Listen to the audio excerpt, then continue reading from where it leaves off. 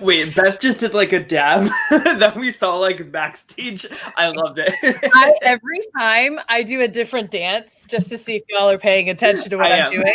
And then I end with something stupid. Normally it's a thwarp and I put my fan down before like we go on camera. Today I decided to go, I love it. I love it.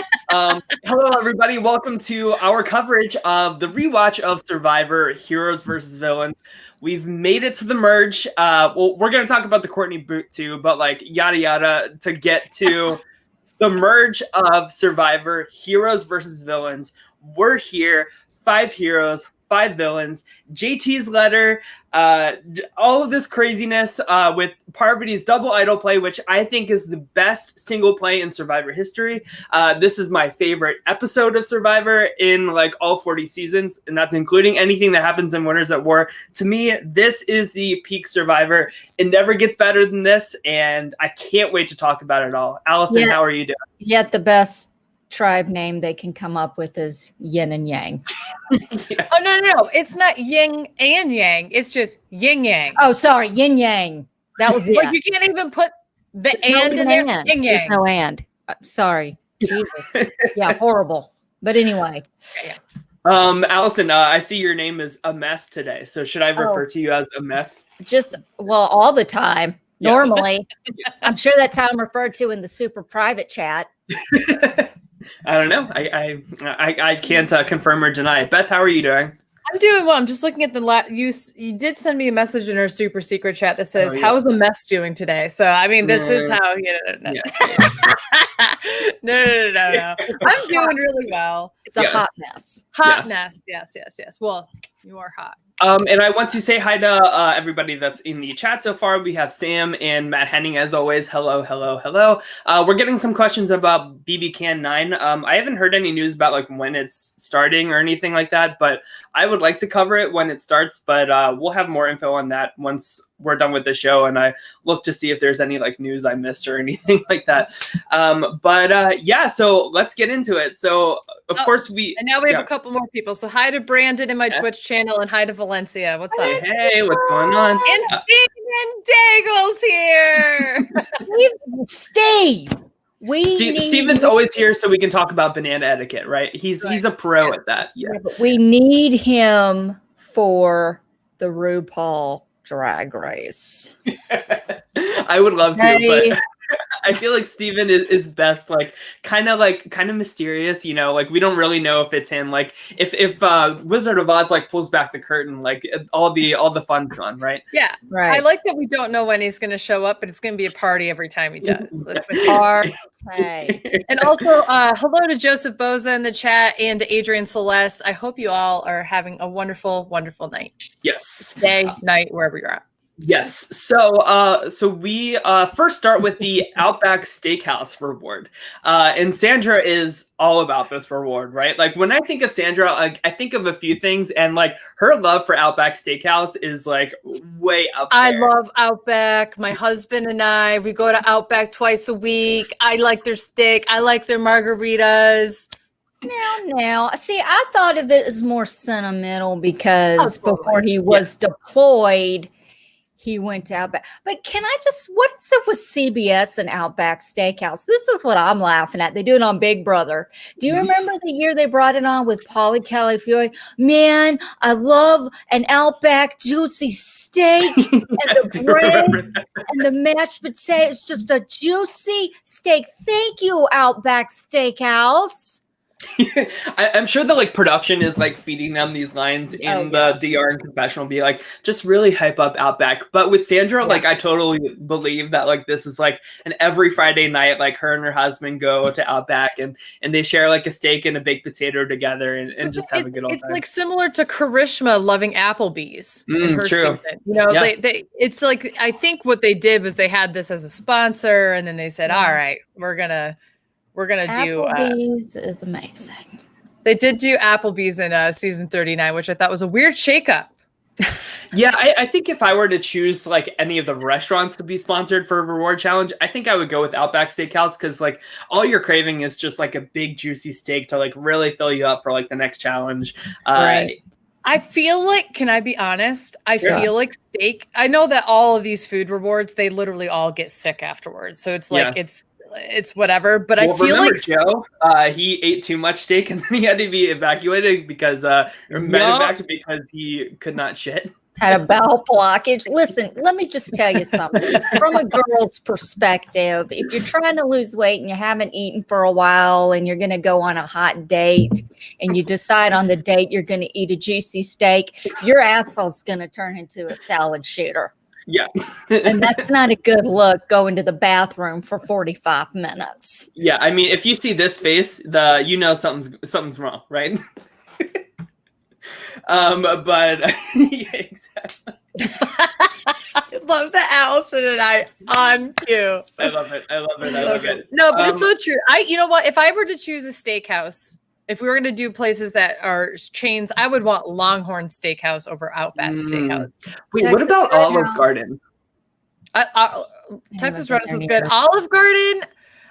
You know, my problem would just be like, give me the breadsticks and the chicken gnocchi soup and a salad. Like, that's all I care about. There's literally nothing else there I care about. I literally am going to dinner after this, so let's go because I'm starving to death. Well, this episode there's not much that we can really talk about with this, so I guess it's just going to be food for the right, Tyler? There's not really much we can talk about for. But of course, so Jeff has all both of the tribes rank their strongest to weakest, and the villains like always are thinking one step ahead, right? They're maybe it's a reverse order, we're expecting some kind of twist. And I love that Jerry says the guys on the heroes will have big egos and think they're the strongest, and then they cut to Rupert right away next, being no one could beat me. I'm the strongest out of all 11 people left, and that to me with a broken toe. Yeah. And it just sums it up perfectly. But I love how some of these pairings matched up. We had Jerry versus Colby, we had Rupert versus Sandra. Lots of nods to the pairs from the original seasons. Steven says choking isn't always the worst thing, Matt. I love Olive Garden because it gives gigantic portions, 2 meals in one. Yeah, there you go. That message, by the way, that message in the chat was brought to you by Olive Garden. We're not being sponsored by Olive Garden, but hey, just we're open. All you can eat breadsticks and salads and pastas. Yeah. But so one important thing with this reward challenge is so the villain's tribe walks in, right, and Coach is gone, and what's his name? Rupert says to everybody out loud, seems like there's a women's alliance going on. And I just don't understand how you vocalize that to the enemy tribe, right? You're just giving them all the ammo in the world to just stomp all over you when the merge comes around. And this is where we see JT start to be hang in there. We'll save you, buddy. Don't worry. And it's just oh my God, it's so cringy to watch, you guys. Didn't Rupert or JT say it the week before when Coach was still there, and then they just double down on it. Yeah. And it's perfect. This is what I don't understand about them. They know that the villains tribe, even without Rob, are good at the mental game. They look and they think of Parvati as being the strongest player. Why? Because she's a really good socially strategic player. Why? Why would you say these things out loud? It doesn't make sense. Not to mention 2-3 weeks before, when they have to have tribal with the villains watching, they say, we're not going to give them any information in this tribal. But then they proceeded to give all the information in the tribal. They just have no sense of control. And it's so funny to me. It's just the diarrhea of the mouth. No one batted an eyelash 10 years ago. You know why? Because it was 2010. But now you can't say things. Now it's just, it's just Rupert. So it's an all girl. They don't. You know what I love is you know what I mean? Rupert falls after Rupert says, I'm the strongest out of all 11. He falls first before Sandra. Which Sandra's always known as the worst. Colby fell first, right? Oh well, yeah. No, that was in the immunity challenge. Rupert, when they're up on those perches, against each other. Sandra. You're right. Yeah. But so They clearly told them what the challenge was going to be. They didn't even hide it, make it a riddle. They said you're going to have your feet on 2 platforms in a narrow hallway. Right. Rupert, who is the largest person there, on top of the fact he has a broken toe. Broken toe. I'm going to be the strongest. Yeah. Okay, Roop. And Sandra's like, I had 2 kids, didn't even need an aspirin. And she's aspirin. And I love it. I love it so much. And I also love that Jeff really so he says to Amanda, like, congratulations, like today is like your 100th day. And I liked that recognition from him. So I actually looked up like who else is in this 100 club after 40 seasons of Survivor. And so we have can I make some guesses? Yeah. I don't know if Allison has any. I'm going to assume, because I'm thinking of people past. So obviously we know that Parvati also joins that club literally in the like a couple days later. There's 10 people total. Okay, Ozzy. Yes. Rob. Mm-hmm. I'm wondering if Coach is one because of South Pacific. Okay, he's close then. He's probably close, yeah. Tyson? Yes. Wentworth? Nope. I'm just trying to think of who's played a lot of seasons in the Rupert? Yep. Boston Rob? Yep. Mm-hmm. Did we say that already? We did. I'm trying to think. All right, so we got half of them. Mm-hmm. So the remaining ones are Sari. Oh, duh! Aubrey, which surprised me. Sandra. Oh my God, I thought I said Sandra, but I didn't. And Amber. She is one of them. Yeah. So that makes sense. Yeah. Here's the thing. Are we counting Exile? Island of Extinction. Sorry.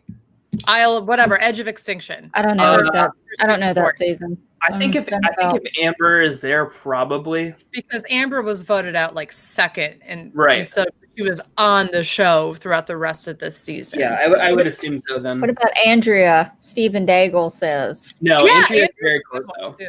Yeah. There's a few of them that I feel like would be close. I would have to assume that Coach is really close. I would have to assume that Andrea is. Malcolm, I would have to assume, is really close. JT's got to be close too. Yeah. So of course, like the villains win the reward, and this is where Parvati gets a clue, keeps it for herself, but instead of like showing it to everybody right away, like the Heroes Tribe does.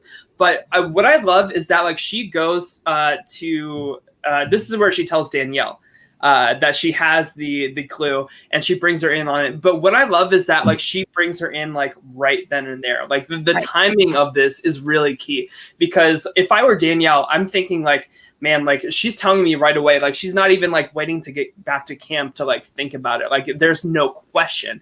And I love that this is what Parvati's thinking, right? Because like she goes into confessional and she says like, I want control over Danielle over Russell, and this is a way to bring her in over to me instead of him. And I love that she keeps this idol totally secret from him, because what does Russell do with everything that he gets? He goes to tell Parvati right away. And I just love the whole dynamic of like Russell thinking that he's like in control of this whole game, right? But he's the one that like offers this very valuable information up for free when Parvati's not doing the same. No, it's so true. I think this is where we're starting to see, in my opinion, why Parvati's game is better than Russell's. Russell has a very good overt game. He says, this is what I'm going to do. And then you see it happen. And it doesn't work just with him. Like he's got to pull in Danielle. He's got to pull in Parvati, and he's got to trust that they're going to do what he wants them to. Mm-hmm. But I do feel like what you're going to see is really from this episode moving forward is that Parvati is way more dangerous. She does everything that Russell does, but she does it with a smile on her face and with holding the cards to her chest. Yeah. She knows exactly who to tell when to tell them, to your point, and how to basically, it's the flirtatious thing we always say, right?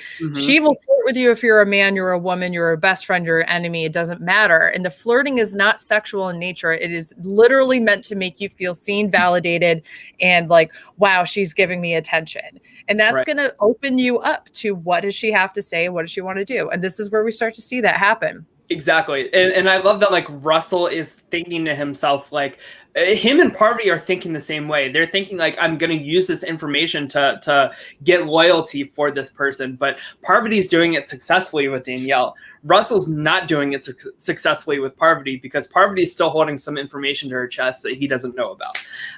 So it's really like, but he doesn't even know it. You know, like I feel like Parvati and Sandra are like the two people I can say, like, all season long, I'm not like, oh God, what a mess. What a fumble of like information, right? Like those two girls are like always in control of like everything that they're doing this entire season. And it's very impressive.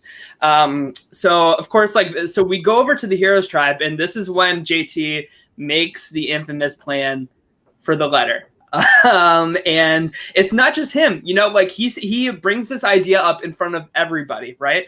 And like we see a little hesitation, but like it's not hard to convince like the heroes that like, yeah, this is what we need to do with the team idol, is we need to write a letter to Russell.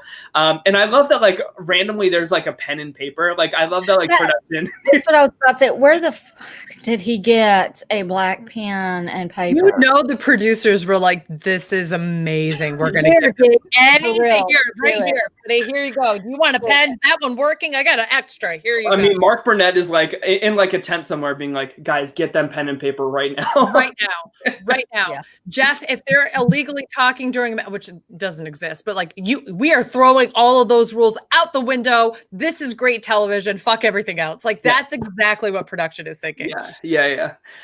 So, and JT makes a letter and he says, listen, we know there's an all girls alliance. Here's the idol. Save yourself. You have to say it. You have to say it like it's a secret. I don't know if I can.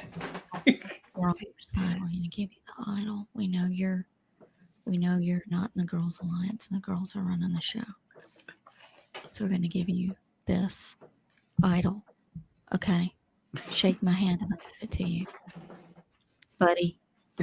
and not only did they say that, but they like specifically say, target Parvati, use this idol to take her out. And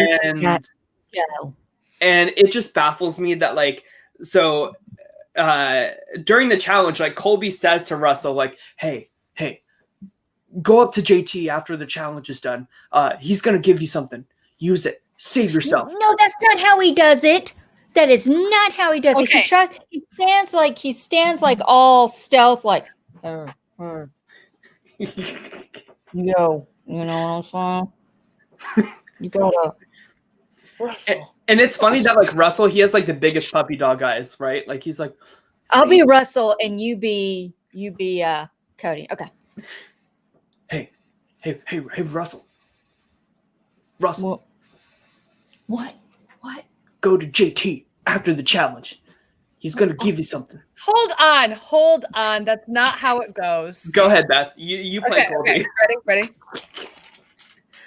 Russell. What? Russell. You going home tonight? Yeah, I think I'm going home tonight. All right. Well, we're not gonna let that happen, okay? Go see JT after this, okay? After the challenge, go right up to JT's got something for you. We got you, buddy. We're in this together. All right. I gotta go. And then just dives into the water. I mean, nobody noticed this whole convo going on. Nobody. Yeah. And I know there's stuff going on and there's a challenge going on. Allison's watching everybody. After I've done doggy pail my way out of this fucking water challenge, I am watching who is talking to who on the other side. This is something too that I think is really funny and important as well, right? This is where I'm going to give Russell some credit. Russell knows, based off of what they said in the reward challenge, that they think that there's a girls' alliance, and he says, I've got to play into them because they're going to want to try to save me. So you know that he sat up there and said, let me go last. Let me see if I can get alone time during this challenge with somebody else. He very easily could have been the first person, the middle person, whatever. He definitely decided, I'm going to be last to go and hope that I can have some time. Because you can see him right before, when it's just the two of them, he keeps looking over at Colby like, is he going to start a conversation? And Colby.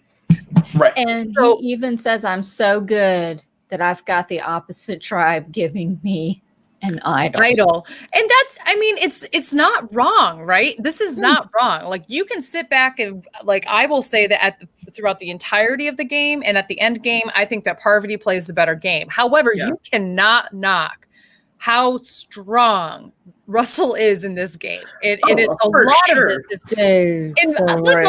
I also have to preface by saying that all of the villains collectively are like on such another planet in terms of like being able to think through strategy. Like, the heroes are literally the easiest people to read, whether it's Amanda's face in the next episode, whether it's Rupert, whether it's JT, they're all so easy to read that they can just run laps around them, which is what they do. Yeah. And here's the thing, like, as soon as Colby has that conversation with Russell, Russell like doesn't even need to win this challenge because like it's in his best interest for the villains to lose. He still gets the idol, gets rid of Courtney, which like Courtney and Sandra are a problem going into the merge together, right? Because like they could easily flip and it's all over, right? Like Sandra saying like one thing to Rupert is one thing, but like if like Courtney goes over too and like talks to Amanda with that like China connection, like it could be over, right? So like as soon as like that happens, like I'm sure Russell's just like taking his sweet old time, like getting over to the other side of that puzzle. So he successfully gets the idol from JT. They do that like really awkward like bro hug afterwards, and they exchange the idol. And then, of course, like we get to the camp, and like the writing's pretty much on the wall with Sandra and Courtney. Like they know like it's going to be one of them. So I don't think like Courtney's like a great character in Survivor history, but like it was her time to go, and I'm glad that like it was Sandra that stayed over Courtney. Because I think that Sandra was a lot more capable of flipping on the villains and like making something happen, right? So, I mean, do you guys have anything else to say about Courtney before we get to the merge? No, I just think that on this rewatch, I'm reminded how much Courtney provided like little quips and such that I don't normally think of when I think of this season. She's not the character I'm normally thinking about. And I'm so thankful we had her on this season. I think that she was a really good cast. And I think that how the villains tribe played out, like that ended up being best for her. I think that there's some people who thought, oh, she should have been on the heroes tribe. Why was she on the villains tribe? All those different kinds of things. She would have been first out had it been the heroes tribe when they were going for strength. So I totally agree. Like she's just such a breath of fresh air, like almost like an Eliza type of character where like she's just so like she's the perfect person to like be like one of the first people on the jury because she's just like so animated, right? One thing I do want to point out from that tribal though is like because I'm like really captivated by Jerry this season. How much like I tweeted this out, but like I feel like still to this day in 2020, I bet Jerry doesn't understand how much of a whirlwind Russell had her in this season, and how much like Jerry has no idea how much of an L it was to her game that coach win, right? I mean, and so you have to look at how like this seating is, and production like makes like the seating for every tribal council. Mm-hmm. So like the vote is between Sandra and Courtney, right? And it's like the three of them in the middle, Danielle, Russell, and Parvati. Like they don't even put Jerry in that middle. Like this is basically them telling Jerry like, your vote doesn't matter here. Like it's the three of them deciding who goes home, and like you're just like irrelevant to their power structure. Courtney looks like she's leaving a goodbye fart. She like has her hand out. She's like, "Yep, this is my goodbye gift." Bye. I have to say too that I think that they also put her on the end there so that she's the closest to coach, who's sitting over on the jury over there, and I think that it's just like reminding her, hey, this group might put you over there next to him too. It's one of those things that I do think that there's a lot of thought that goes in where, like, I think of all these like infamous tribals or famous tribals, and even something like Survivor 40, where I think about when Rob had everybody open up their bags. Had Denise not been on the end and she had the idol, she would have been found out, you know? Totally. And like Jerry at the beginning of that episode, she, like, once Coach is gone, she says, like, I have no choice to put my faith in alliance and allegiance into Danielle. And I'm like, do you not understand, like, how bad that is? Like, in no way Danielle is going to be like loyal to you before Russell or Parvati, especially after she shares that idol with her, right? So I just like I would love to get Jerry on the show to like talk about her roller coaster here this season, because it's just very captivating. I would have Russell on this show just because I love Russell, and the fact that he was on Catfish last week. Go watch that. Please. Yeah. So we get to the merge, and Russell makes a plan for why Parvati isn't gone. He's going to say that Parvati played an idol too. So like it had to be corny just because like she wasn't able to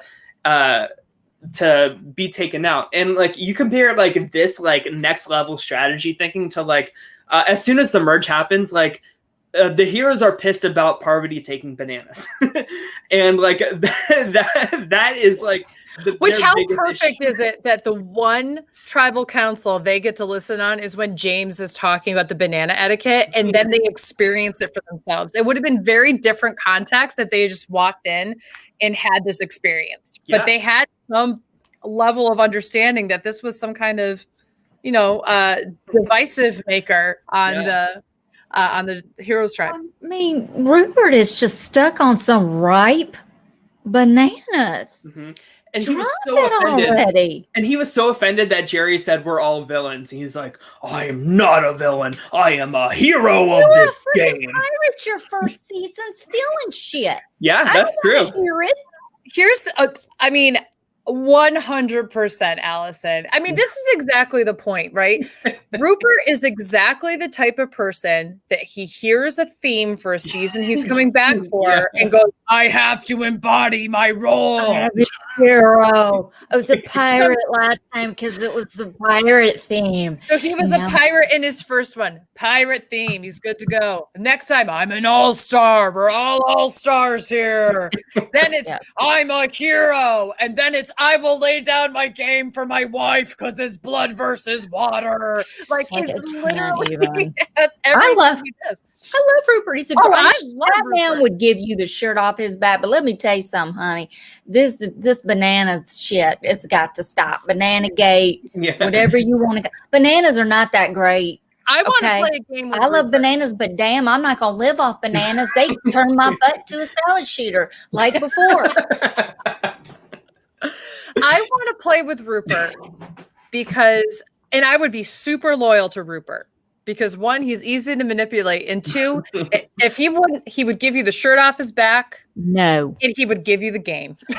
He would give you the win, and that's exactly why I love Rupert. Rupert on All Stars and Rupert on Pearl Islands is my favorite thing. I loved. I mean, I was at the age too where, you know, I was a teenager and watching the show, and it was really fun to see someone like him on television because he was so different. But this season just shows you that he's just not in the league when he doesn't have his physicality to do what the villains can, or to even do what some of the other heroes can. Are you talking about the toe?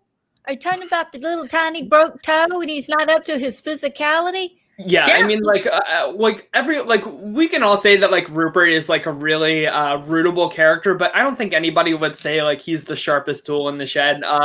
Out of all the Survivor greats, and right? I would argue he's not even rootable on this season. My parents, who are like the biggest Rupert fans, are rewatching this with me, and each episode they're like, "Why isn't he gone yet?" And I'm like dying about it. My cat is making this face every time Rupert starts to bitch. And of course, like as soon as like the merge happens, like Russell goes to JT and Rupert, tells them what happens, and Russell's like, I swear on my kids, like I'm with you guys. And JT's like, yo man, he's solid. He's a good old country boy. And it's just so like, oh my god, like you guys are like totally just like misted. Sandra, she does the same thing that she did with like the whole like coach going out. She plants a little seed and is really careful not to like overwater it and like drown it, right? So she goes to Rupert and she tries to tell him the truth. She tells him everything. She says like, listen, like there's no all girls alliance. It's Russell and Parvati running the show. If Russell tells you anything, like it's a lie, but like go along with it. Like I'm here for you guys. But it's a very quick conversation, right? And Rupert, like I feel like he's almost convinced that like, he's fully convinced. Yeah, and right. Honestly, this is where Rupert becomes the smartest person on the Heroes Tribe for the rest of this episode. Yeah. And that's saying something. Right. But, this is really great of Sandra to like really cash in her relationship with Rupert. They were on their original season together. So like they have a rapport together. So like it's not out of left field for Sandra to pick Rupert to try to work something out with. But she realizes like for now, I'm stuck with Russell.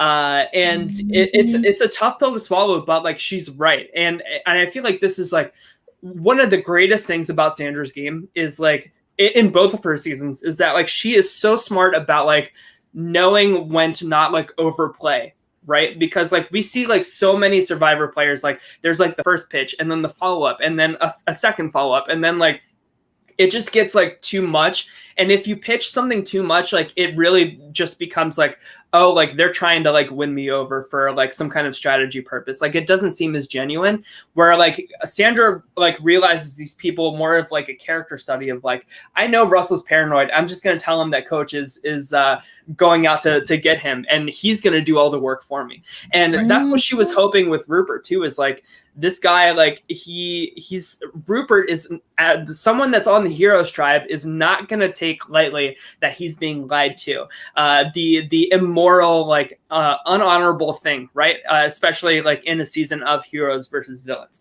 And so she tried, she tried, but like I like that she like very quickly said like, it's out of my hands. Like I have to go with Russell like for this vote. Right. And so let's see. That's what makes Sandra awesome. Yeah. It's what makes Sandra's, anybody can play the anybody but me card, right? Everybody will say that because literally that's how everybody should play the game. However, Sandra's the queen of knowing what to do with the anybody but me. Yeah. And it's because she can play numbers. She knows game theory to a certain extent, not like in a Vanessa Russo kind of way, where like she's literally studied it, but like in an intuitive kind of way. And she can look at the situation and go, no, I'm going to do this, or I know what gets this person going and I'm going to need that. And or like she can look at all the variables and make the best decision for herself. Right. So another really great check-in between like two people that have some history together is Amanda and Parvati. And they actually have two scenes together in this episode, which I love. So Amanda tells Parvati, listen, you're in trouble. And Parvati like has the know-with-all to know that like, something's off. We have to think like Parvati and Amanda, they went all the way to the end together just like a year or two before this was filmed in Micronesia. So like they know each other. But like I'm watching this with my boyfriend, Tim, who like has never seen like any of these people before.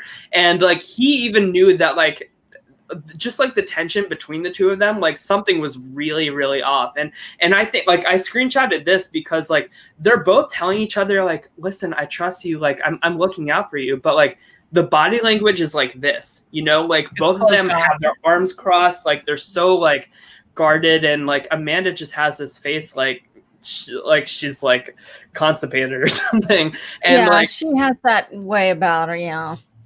And I don't know. It's body language is like 90% of communication, and I think it sure is. And I think that this is like a really great study of that. And Parvati sniffed it out right away. Well, that's exactly the point, right? You have someone who is incredibly great at communicating in Parvati, and not just in terms of what to do as like a sender, like how I'm going to get people to like understand the messages I'm sending out, but as a receiver, she knows exactly how to read body language, read tone, read what people are saying, and put all the pieces together. Yeah. And I think a lot of people, this is the biggest problem many people have in life, is that we can be fine at what we want to say, but not good at receiving things. That's what causes a lot of drama. And then we don't know how to deal with that, right? Parvati is great at that. And what we've learned about Amanda, and that Amanda's biggest downfall, she's made it to the end twice and has gotten second place twice. And it's because she cannot communicate. She's not good at it. Yeah. She doesn't know how to do public speaking, nor does she know how to read the body language of the people on the jury. She doesn't know how to cater her messages to each person there as a group. I mean, so like compare like that to like, so Sandra is telling Rupert here, like, listen, I'm trying to help you guys out. Like Sandra is like totally engaged in this conversation, and she sees that Rupert is like falling for it. Like, look at that, like eye contact back to Sandra, right? He's like, oh my God. But she's not lying to him either. Right, exactly. Yeah. And so that's like the thing, neither one of them are really lying. They're just withholding. And what you can tell with Amanda through that tension is that she's withholding something. She's literally giving you all the information you need to know by going, okay, like, right. I don't know. Yeah. This is it. Yeah, it's like this. Yeah. I'm not lying to you. I'm just telling you who's the idol. There's like, I'm not lying to you, but I am telling you there's more to the story. And that's the thing is like Parvati even tells Amanda, I have the idol. Like she's trying so hard to get her on her side, but like even that is not enough, you know, like Amanda is so like heroes. Which doesn't even make sense for Amanda's game at this point. It doesn't. You know, there's literally no reason for Amanda to stay with the heroes. She would be much better off strategically if she had switched over to Parvati's side. And then she could have fed information there.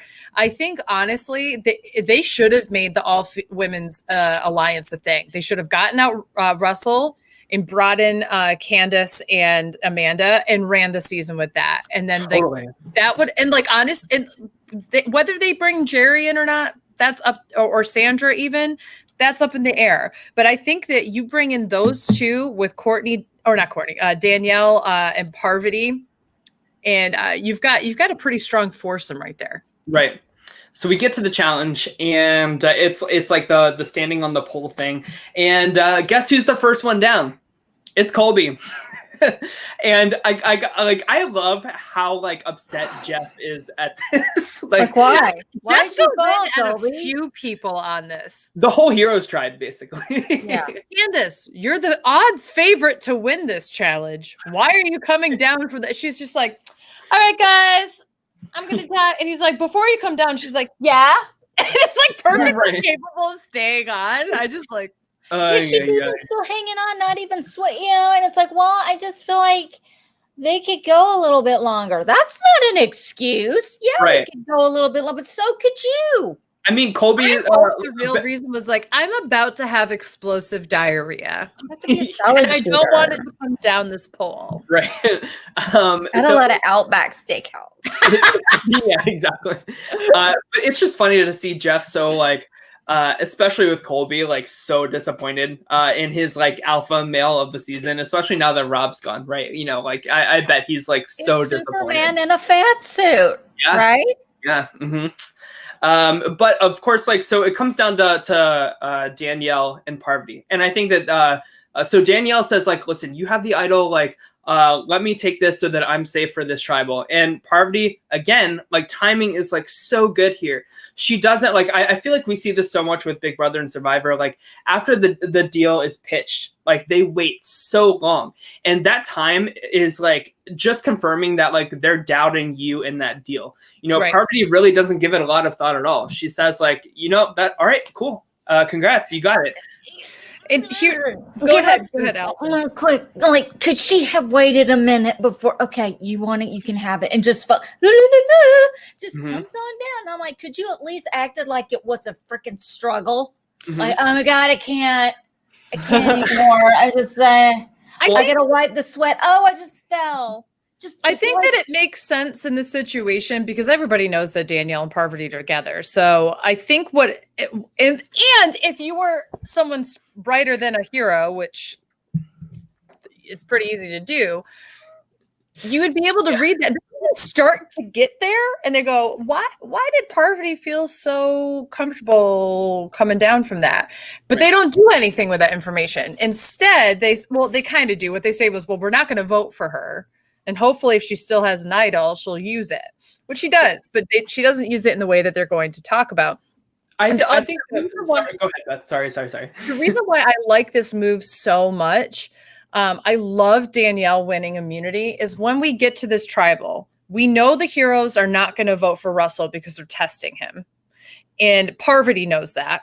Yeah. Parvati knows after reading Amanda's body language, they're not going to vote for her. So who are they going to vote for? Jerry or Sandra? Mm-hmm. And if she's got two idols, that's it. Guess who gets them? Yeah. And they have no shot at that point.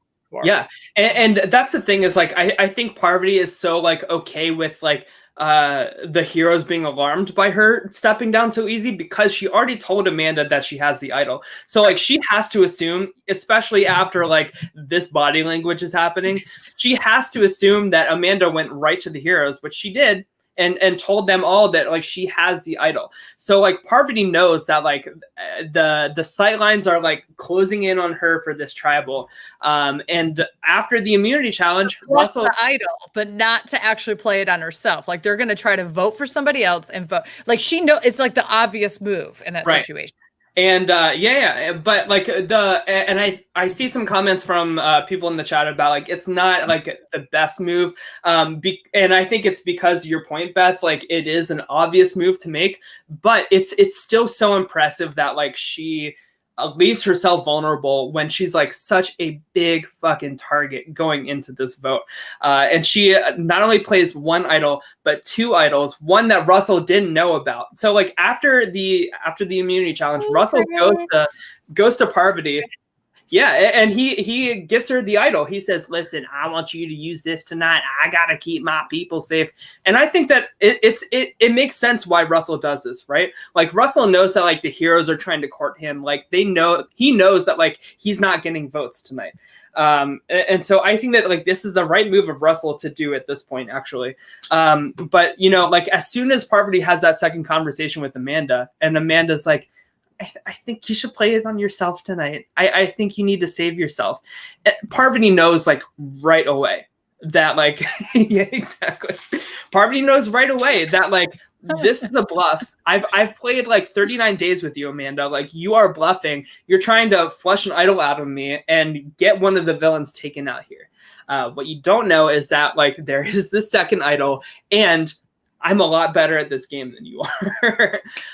and that's exactly point, right? Yeah. So if she had just chosen to give one to Sandra, Jerry still goes and she wasted an idol. If she gives one to Jerry and they actually voted Sandra, then same situation. She doesn't know which way they're going to go, but she can cover the bases, and that makes the three women besides herself safe on the villains tribe. She knows she's not getting votes, and she knows that Russell's not getting votes. So that's the only way to ensure that all five of the villains are good to go, that they keep the majority of the numbers, and they vote out JT, who sadly is the smartest person on that tribe. Damn it. Damn, I love it. Well, no, like it's so theatrical, right? Like I don't want to like yada yada over this because like it's such a moment in Survivor history. So like Parvati plays the first idol, and she plays it on Sandra, and the heroes look at each other like, yeah, like we outsmarted them, like we got it, like the votes are on Jerry.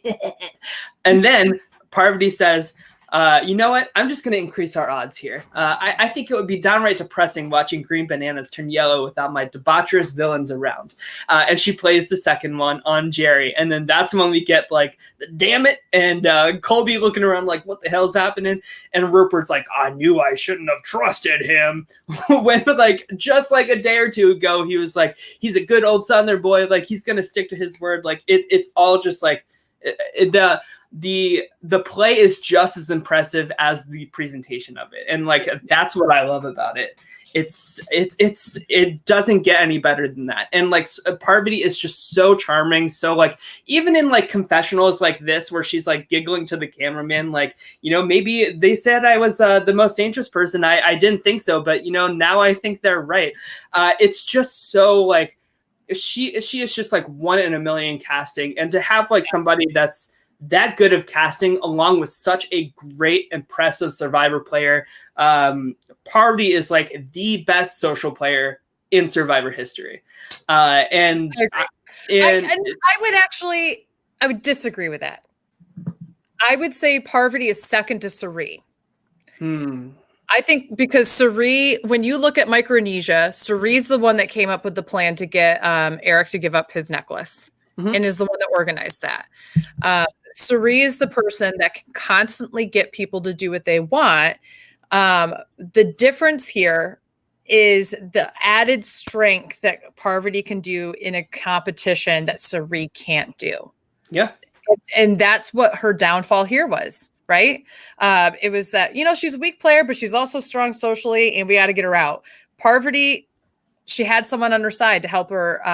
Otherwise, she would have had the same fate as Suri in the season. So I argue that Suri is a stronger player. She hasn't won, but Matt said in the chat, but if Suri had been in the final three of Micronesia, that she would, if there had been a final three, Suri would have won. I tend to agree with that. I do know that quite a few of the jury members of that season said they still would have voted for Parvati over Suri, but I do think that Suri might have edged her out there. Sure.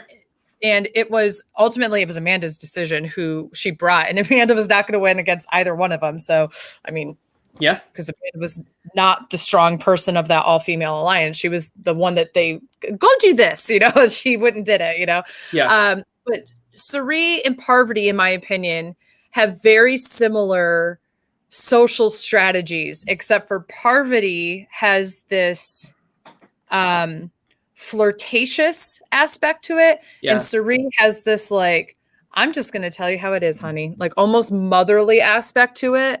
But what they both do expertly is not only can they read social behavior and understand who they're playing with, they know exactly how to manipulate you into believing that it's going to work out for you, not for them. Yeah, sure. And, you know, it's what is just so impressive to me is like, especially with like Russell, who like really plays the hell out of this game, like this season, just as much as he did in Samoa. I don't want to like discredit him at all as a player, but like, you know, the heroes are playing checkers.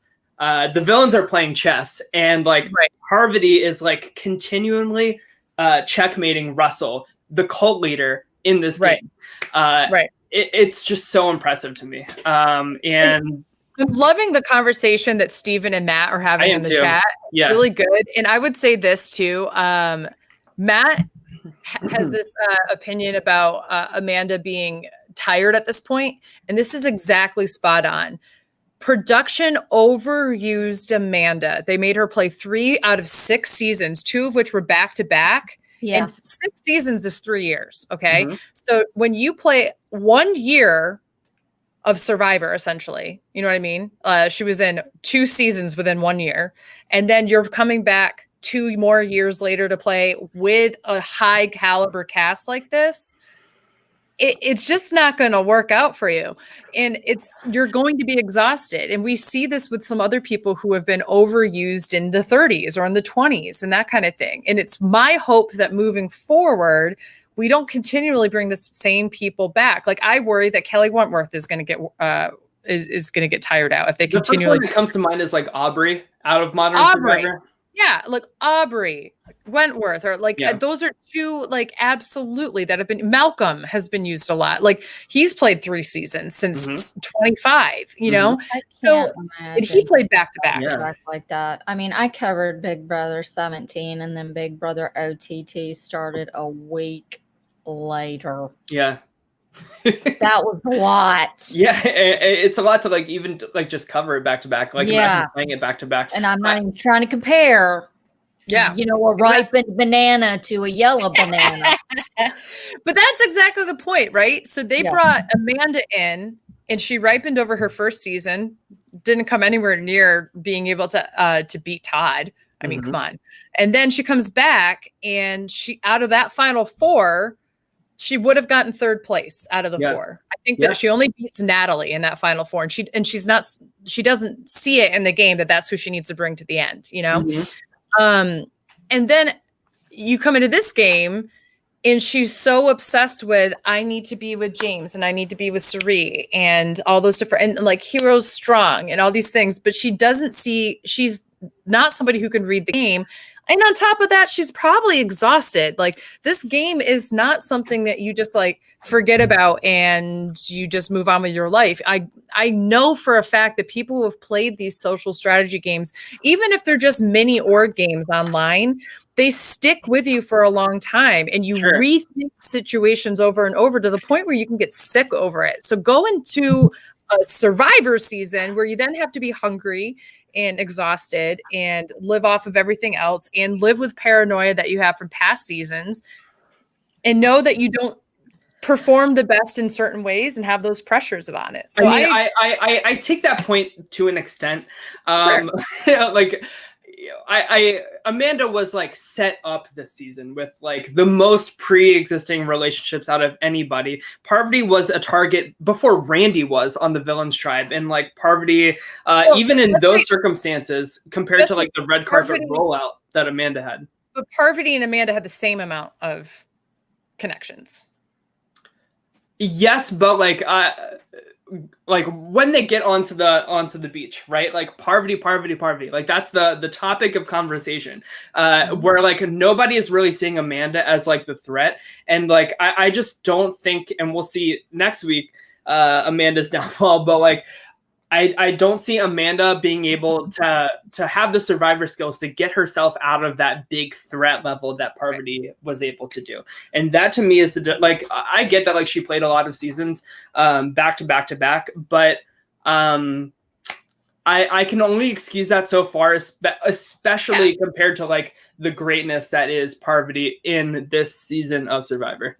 Totally. And I will always argue that this is Parvati's best season, even though she didn't take home the prize. And here's the reason why. In Micronesia, she kind of just did things that made sense without much thinking, and they tended to work out for her.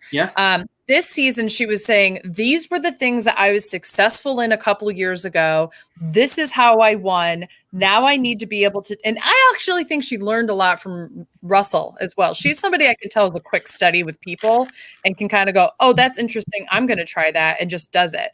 What she did with her idol play is not too dissimilar from what Russell did to save her a few votes ago, where he very easily could have gone home, but he was able to read the room and go, oh, okay, so they're not going to vote for me. They're going to vote for Parvati. I'm going to give Parvati my idol. Like, and I guess like that's why I put like so much weight on like this scene. Like, this to me is where I think the heroes lose the entire game. Is like Parvati is able to sniff this out. Amanda is not. Like, this is where like the two people with like the pre-existing relationships, like the girls that were like set up this season, come to a head, and where one succeeds and the other fails. So that's JT goes home. He says, well done to Russell on the way out. And that's interesting that he says that, and then he doesn't vote for Russell in the end.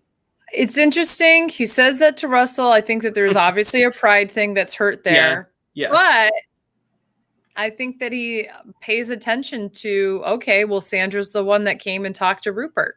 Sandra's the one that tried to warn us. And I think that there's a part of that makes him want to watch Sandra's game from there on out. So I think maybe I think that's the case with a lot of people. I think a lot of people say that they voted bitter, but I think that honestly, when you start seeing, oh, that person told me the truth and these people aren't, you start paying attention to the person who's in the background who told you the truth a little bit more closely than people might not. And like Sandra saying at the end, like, listen, heroes, like I tried to help you guys out all season long, and look where you are, and look where Russell is. And Sandra can point to like that first day at the merge. I went to Rupert and I told him literally everything. and you guys didn't believe Rupert, and look where you are now. Like, that is such a beautiful argument at the end, to get the heroes to be like, you know what, you're so right. Like, since I'm not there, I'm going to vote for you, who tried to get me there. Like, it's really great jury management. So yeah. Now, you say this is the best idol play of all time. Yes. What are some of the other ones that you believe are sure? So I have to say that, like, Kelly Wentworth in Cambodia, that's like historic for like how many votes were taken out. So like I would say that one. I'm probably like missing one from like modern Survivor. What do you think, Allison? Do you have any thoughts on plays or anything like that? No. I'm thinking as y'all are talking. I mean, Denise taking out Sandra in Winners at War. I was going to say that I think that Denise taking out Sandra is actually better than this move. And here's the reason why. Okay. This is a situation where you can kind of rely on your numbers and do basic math to figure out where the votes are going to go. 50-50. I've got 2 idols. I cover them. You're good to go. Denise had this situation where she had nobody on her side except for Sandra, who decided she wanted to give her an idol. But Denise knew that's not going to be good for me in the end of the day. So she also didn't know, is Sandra going to write down Jeremy's name? Is Sandra going to do something else that causes more mayhem? And so what she does is she does the same thing where she covers with more than one idol, and gets Sandra out, which after watching the season again, and after watching how Sandra played in Game Changers and how Sandra was maneuvering the game in Winners at War, that's a smart move to do. And I would argue that it's super similar, but when you were the lone person with 2 idols versus, and nobody knew that you had 2 idols, one person knew you had 1 idol, but Danielle knew that Parvati had 2. There's always the risk that Danielle could have said something to somebody. So my counter argument to that is, I feel like the stakes don't get as high when we're like constantly like tribe swapping in the pre-merge. Where like here in Heroes versus Villains, like the buildup of this like 5-5 split is coming for like weeks and weeks and weeks, and like it really comes down to like who comes out on top in this merged tribal. And that, like Russell said, this tribal dictates the rest of the game and who's there in the final. And he's right on that. You know, it's like mainly Villains and Colby at the end. So like when you have like all these swaps and stuff like that, I feel like you can get yourself out of a pickle a little easier if you're lucky on a tribe swap. And I would argue, I believe with Steven on this one, that Davy's idol play and Christian in the minority vote split to get John out was exactly to your point. This was David versus Goliath. It's heroes versus villains. It's almost a very similar kind of theme. And they didn't do tribe swaps, really. I mean, they got to that point and they said, how are we going to keep the Davids here? Yeah. And they had to do a minority vote split, which would never have worked had it not been for all the other advantages and stuff, but they had to know how to do it, and they did it perfectly.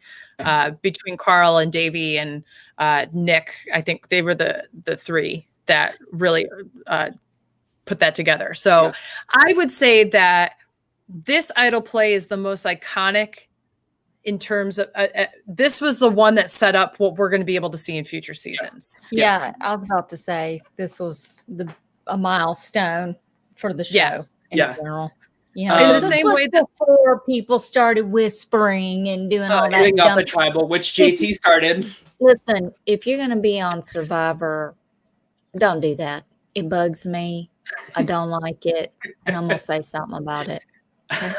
Yeah, we will read you to filth here on this channel for doing it. We will read you the riot act. It's happening. It's happening. That's what you get. Yeah, that's right.